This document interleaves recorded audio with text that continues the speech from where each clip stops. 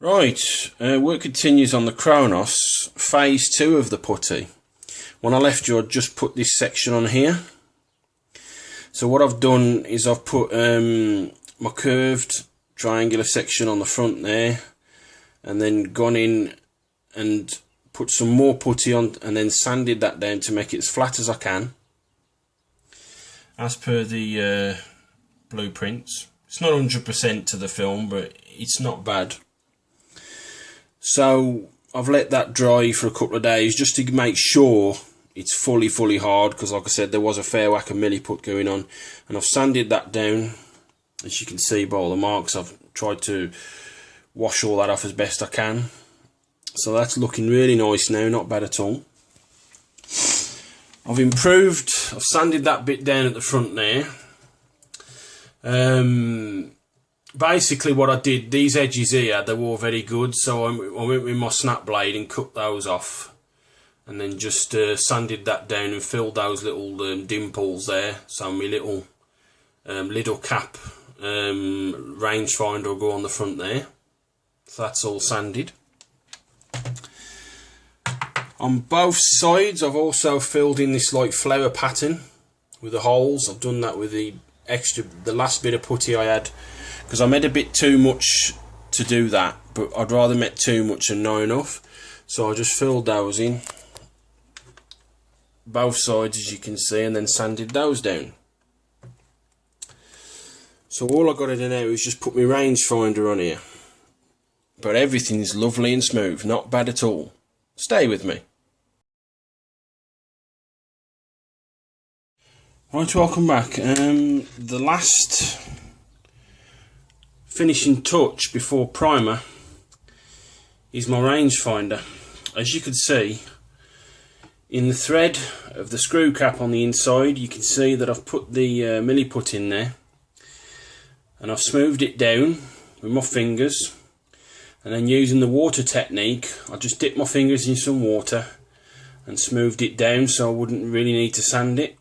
The only thing I've had to sand is the outer lip on the edge there, and then you can see that it's glued on now.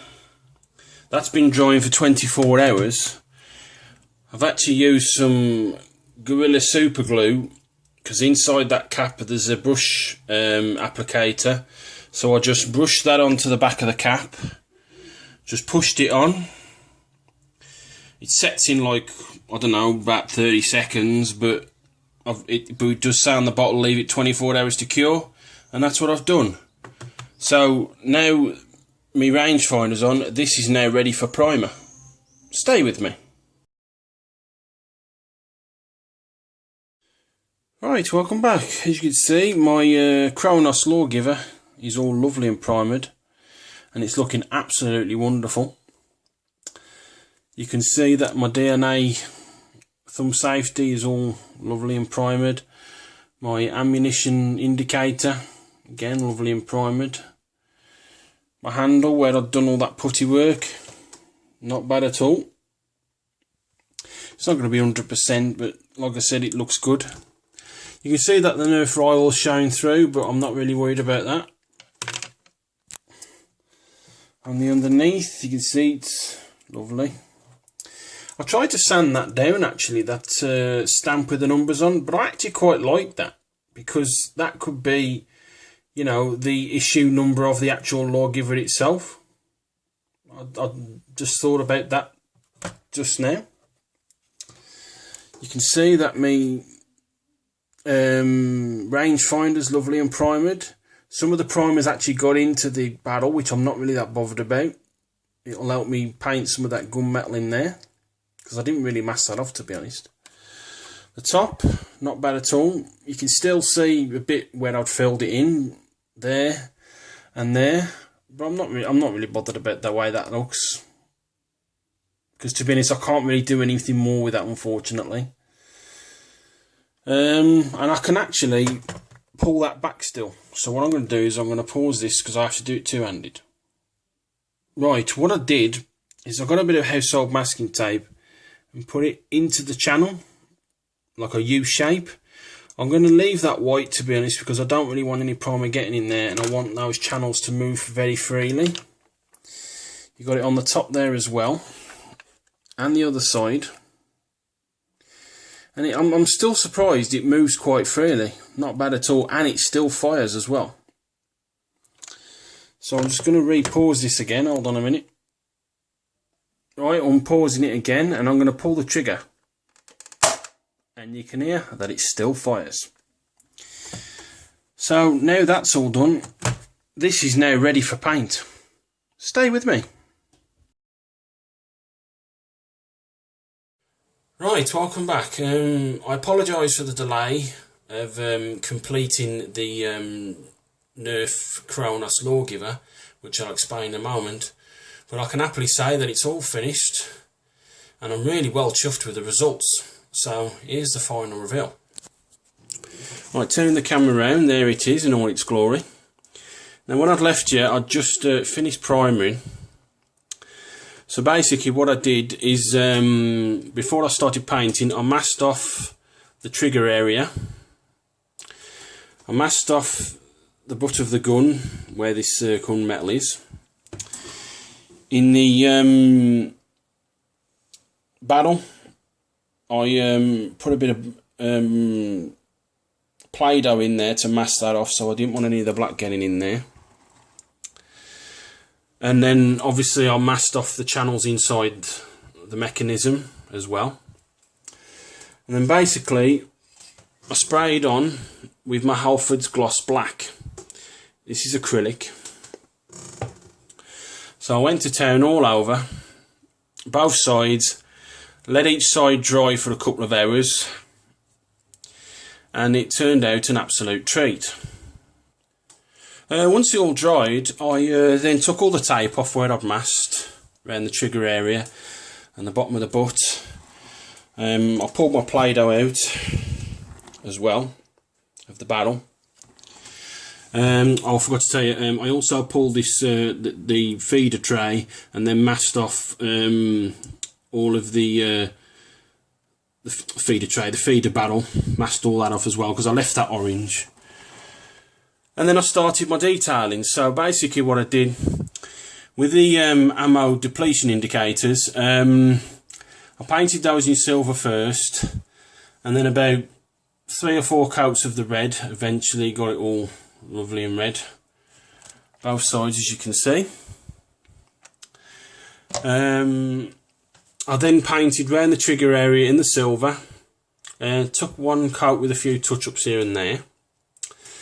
Then my DNA thumb safety, the red and the blue, again silver first, then the blue and the red. And then round the butt here, I did that in the gunmetal, all the way around, as you can see. I put a bit of line tape on there to get a nice straight edge for the butt of the gun. And then the barrel, I painted that in gunmetal, and I got about 2 inches down with my brush because some of the primer got in there obviously before I'm Play-Doh'd it for the black. So like I said, inside about there, that area there, that's all still orange. But when you look at this straight on, you can barely see the orange, to be honest. You have to look really careful. And then once all that done, I sealed it. Now, I thought the gloss black, the Halford's Gloss Black, was a bit bold. It really stuck out. So what I did is I, wherever it is, painted on with my matte coat. Let that dry both sides, and then I sealed it with my satin coat, because the satin coats give it a nice sheen, but not as really shiny bold as the Halford's Gloss Black. Once I'd sealed it, I then went around to the rangefinder. Now, as you can see, the rangefinder is a little blue cap. Now, my wife likes this Avon spray on perfume, and she's got a blue bottle as well. So basically what I did is I took the cap off because she'd finished the bottle. So I took that cap off, and then went with my cutters down to about there, just at the top of my fingernail. So I cut all that all the way around, and then got a bit of sandpaper on my table, and then just wishy-washied it on the sandpaper until it was nice and smooth. And then I just went with my glue and glaze and glued it to the inside of my rangefinder bottle cap, and I think it looks really nice. Not bad at all. Cheap, you know, very cheap modification, but it looks really, really good. Not bad at all. Now, the reason for the delay, turn the camera back round, the reason for the delay was what I wanted to do. I wanted to get the Justice Department logo off the internet and get my son to do his Photoshop wizardry and make two decals. Because on the Lawgiver, again, there is a Justice Department logo on both sides. But unfortunately, he's having printer problems, and he probably just hasn't had a chance to sort it out because he's finishing uni now, and he's got his qualifications, which is BA Hons, which I'm really proud. So again, he hasn't had time to print me the decal off. So I'm probably going to put the decals on at a later date. Right, turning the camera back round, you can see the Nerf rivals showing through both sides, because those was a massive channel. The letters were quite deep, so that's why I filled them in. And that's where I'm going to eventually put the Justice Department logo, once he's sorted out his printer problems. But like I said, the way it's turned out is really, really good. Not bad at all. I know it's not 100% movie accurate, but it'll do. I like this. Not bad at all. Now I'm just going to move over to my wall, because what I've done is I bought a couple of hooks from B&Q, £2.50 each, screwed them onto the wall, and then just putting this on like that. You can see that I've put it at an angle, because I think the butt is going to be a little heavy because of all that extra milliput that I've put on. So as you can see, it is at an angle. The throat depth for these hooks is 70mm. These are this part here is 60mm wide, so it's got a 10mm, 5mm each side of the gun, and it hangs on an absolute treat. Well, there it is, all finished. Right, hopefully I haven't bored you too much. I'll put some stills on at the end of this video, and see you fairly soon with the next build. Thank you very much for watching. Right, I'm going to show you that it still fires. Got it all cocked. 1, 2, 3, 4, 5. Push that flap down. Push that back. And now I'm going to demonstrate that it still fires. And as you can see, pretty much it goes all the way up to the back of the Guardian. You're all under arrest. Put down your weapons or prepare to be judged. Full auto, rapid fire. Rapid fire.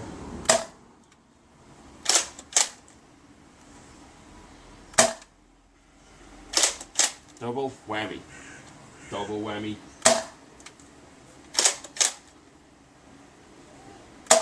And there it is. It still fires. Nice one.